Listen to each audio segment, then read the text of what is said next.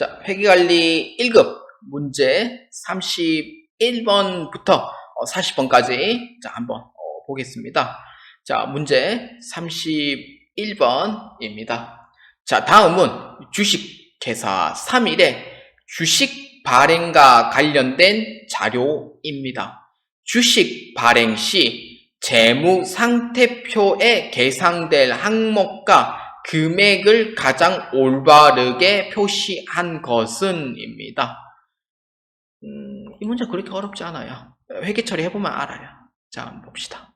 주당 액면 금액은 자본금으로 처리를 합니다. 당연히 대변. 돈 받는 금액은 당연히 차변으로 처리를 합니다. 보통예금으로 처리하시면 돼요. 자, 만주입니다. 자, 한번 봅시다. 저는 금액이 잘 안 맞아서 계산기를 이용해서 할게요. 자, 그러면은 자본금은 5천만원으로 처리하시면 돼요. 그래서 제변에 자본금으로 이용을 해서 5천만원으로 처리를 합니다. 그러면 차변에는 보통예금으로 처리하시면 돼요. 돈 받는 금액 얼마냐면은 6,500만원입니다. 그럼 나머지 1,500만원 뭐예요? 액면 금액 기준 더 많이 발행을 했으니 1,500만원만큼은 어떻게? 주식 발행 초과금으로 해가지고 처리하시면 돼요. 그래서 1,500만원만큼 처리를 하시면 됩니다. 그래서 재무상태표에 계상될 항목을 바르게 표시한 거니까 자본금은 5천만원, 주식 발행 초과금 1,500만원입니다. 그래서 정답은 4번으로 체크해 주시면 되겠습니다. 자, 회계관리 1급 문제 32번입니다. 다음은 2021년과 2022년 말을 기준으로 작성되고 주주총회에 확정된 3일의 자본 총계와 당기순이익입니다. 주식회사 3일이 2022년 유상증자 49만원과 현금 배당 외에 자본 변동 사항이 없는 경우 2022년 중에 3일이 지급해야 될 현금 배당액은 얼마인가? 입니다. 자, 한번 보겠습니다. 자, 이 문제에서 2021년도 문제가 기말자본이 432만원과 당기순이익이 30만원이에요. 근데 이 문제는 관계없고요. 이 기말자본에 해당하는 2021년도는 2022년도 1월 1일이 되면은 기초자본이 됩니다. 그러면은 2022년도 중에 유상증자가 49만원이 생겨요. 그러면 어떻게 해주냐? 2022년 1월 1일에 해당하는 금액 432만원과 플러스 유상증자에 해당하는 문제 49만원을 더해줘요. 그럼 거기에 이제 당기순이익이 더해지잖아요. 그러면 당기순이익 60만원을 이제 올려요.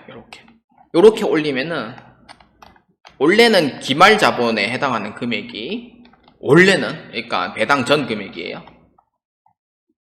배당 전에 해당하는 즉 미처분 잉여금이 되는 거죠. 그렇기 때문에 432만원에서 49만원 플러스 60만원 더해줘요.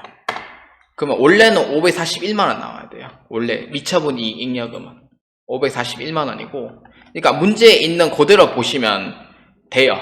네, 여기 더해주고 이 당기순이익 더해주고 그러면은 이제 미처분 잉여금이 541만원이 든다. 이렇게 보는 거죠. 근데 거기에 이제 기말 자본은 500만원이잖아요. 이거는 그 현금 배당을 한 후 금액이에요. 그러면 현금 배당을 한 후 금액이라고 치면은 500만원이니까 그 차이가 얼마예요? 41만원이 되는 거예요. 이 차이 자체가. 그래서 얼마예요? 정답은 4번으로 체크해 주시면 됩니다. 41만원으로 해가지고 보시면 되겠습니다. 문제 33번입니다. 제조업을 영위하는 주식회사 3일은 다음 자료에 의하여 단기 영업 영업이익을 계산한 결과 750만원입니다.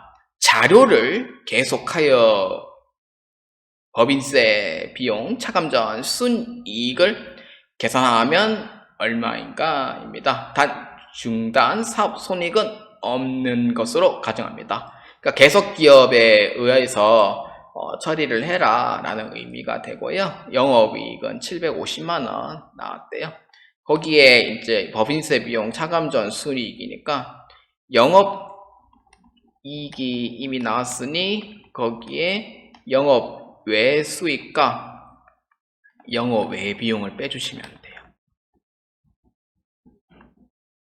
이렇게. 그러면은 세전이익이 나오는 거죠.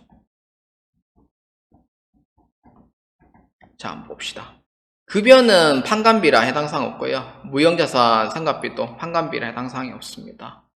기부금과 이자 비용은 영업 외 비용으로 보시면 돼요. 그 다음에 임대료는 영업 외 수익, 사채 상환이익도 영업 외 수익으로 보시면 됩니다. 옥리후생비는 판관비 해당 사항이 없어요. 자, 한번 봅시다. 영업의 비용은 얼마냐면은 40만원이고요. 영업의 수익은 90만원으로 보시면 돼요. 그리고 영업이익은 얼마냐면은 750만원이 돼요. 자, 그러면은 얼마예요? 750만원에 90만원 더해서 840만원이고, 그러면은 40만원 빼면은 800만원이 돼요. 그러면 33번의 답은 몇 번이 돼요? 그렇죠. 법인세 차감전 순이익, 즉 세전이익은 3번으로 체크해 주시면 되겠습니다. 자, 회의관리 2급 문제 34번입니다. 다음은 유통업을 영위를 하는 주식회사 3일에 2021년도 손익계산서와 관련된 자료입니다. 2021년 3일의 영업이익은 얼마인가? 입니다. 자, 매출액으로 되어 있고요.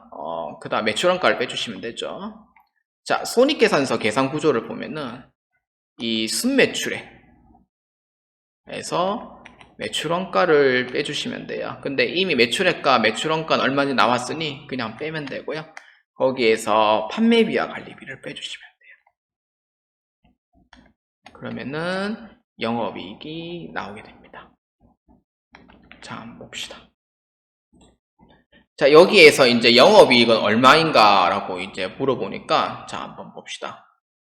자, 여기서 영업이익이 아닌 걸 찾아야 돼요. 어떤 거냐면은, 뭐, 관리이직 사원급여, 매출채권 대소상각비, 본사 임원 퇴직급여, 유형자산 처분이익. 요거는 영업의 수익이죠. 본사 건물 임차료, 이자 비용. 요것도 영업의 비용, 외환환산이익, 영업의 수익, 잡손실, 영업의 비용. 이걸 다 빼주면 돼요. 그러면은 급여, 퇴직금, 임차료 다 빼주면 되고, 그 다음 매출채권 대소상각비 다 빼주면 돼요. 그러면 영업이익 금액이 나오게 됩니다. 자, 한번 봅시다. 매출액은 900만원 빼기 급여, 퇴직급여, 임차료, 그 다음에 매출채권 대소상각비 5만원, 거기에서 매출원가 또 빼주면 되죠. 그래서 얼마냐면은 200만원이 됩니다. 그래서 34번의 답은 2번으로 체크해 주시면 되겠습니다. 자, 회계관리 2급 문제 35번입니다.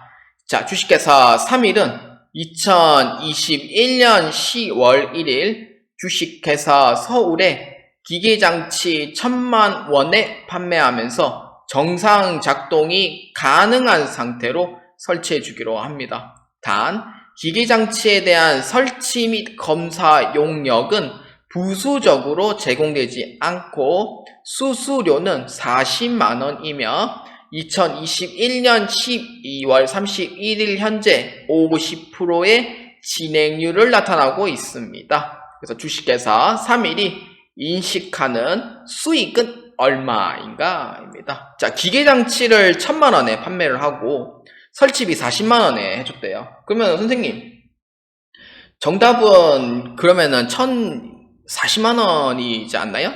1020만원이지 않나요? 라고 봤을 때 아니라고 돼 있더라고요. 그래서 1020만원, 1040만원 아닙니다. 자, 한번 볼까요? 자, 10월 1일에 자, 1000만원에 이제 판매를 했대요. 그럼 판매를 했죠. 근데 기계장치에 대한 설치 및 검사 용역은 부수적으로 제공되지 않았대요.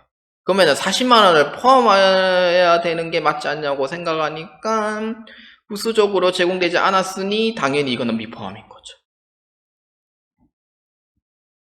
근데 수수료는 40만원인데 12월 31일 현재 50%의 진행률을 나타나고 있어요.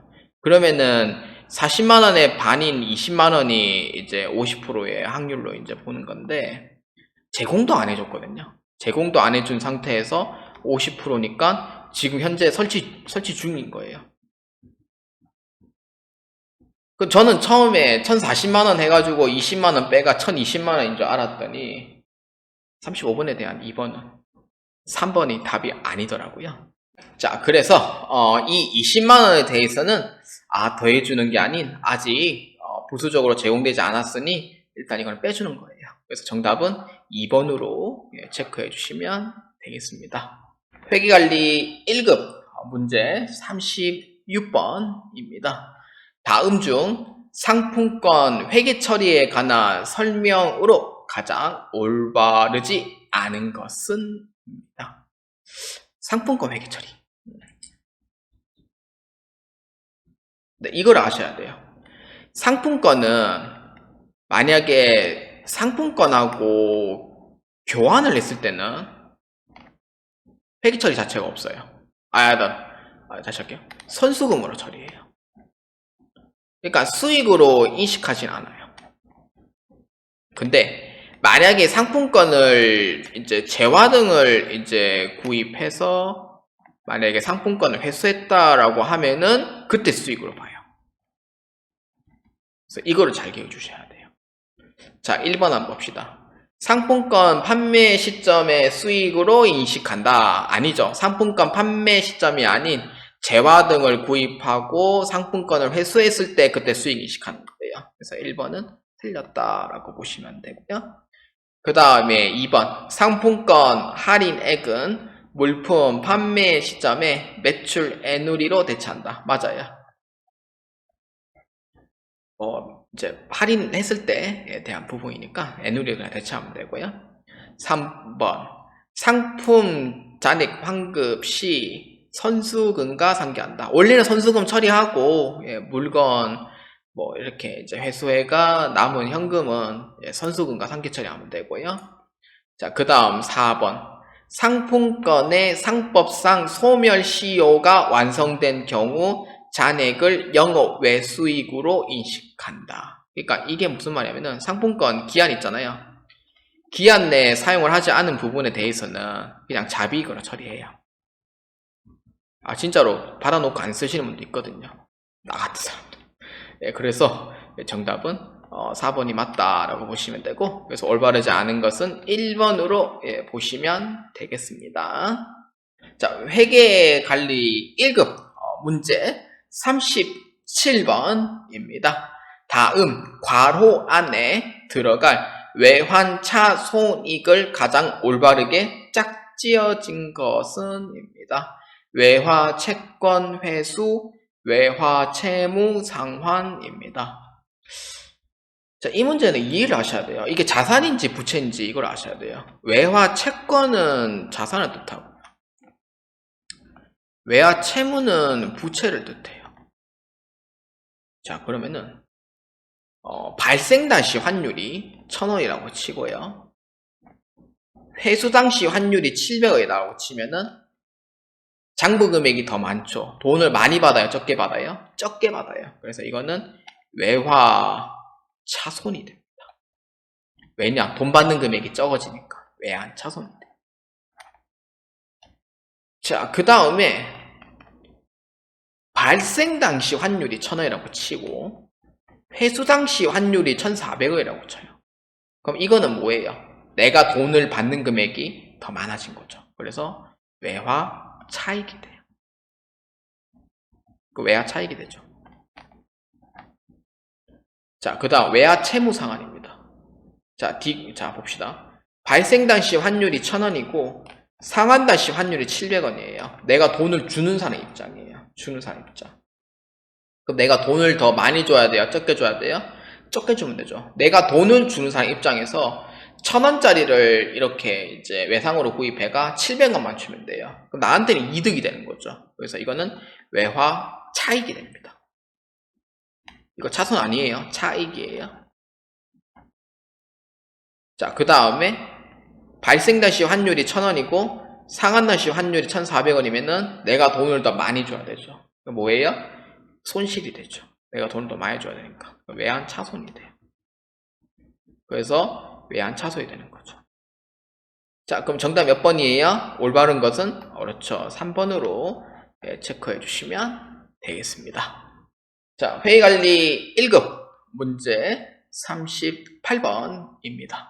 다음 자료를 참고하여 주식회사 3일의 기본 주당 이익을 계산하면 얼마인가? 입니다. 자, 여기서 이제 기본 주당 이익인데, 기본 주당 이익은 단기 순이익에서 그 가중 평균 유통 보통 주식수를 나눠버립니다. 근데 이때 가중 평균 유통 보통 주식수는 우선주를 차감을 해줘야 돼요.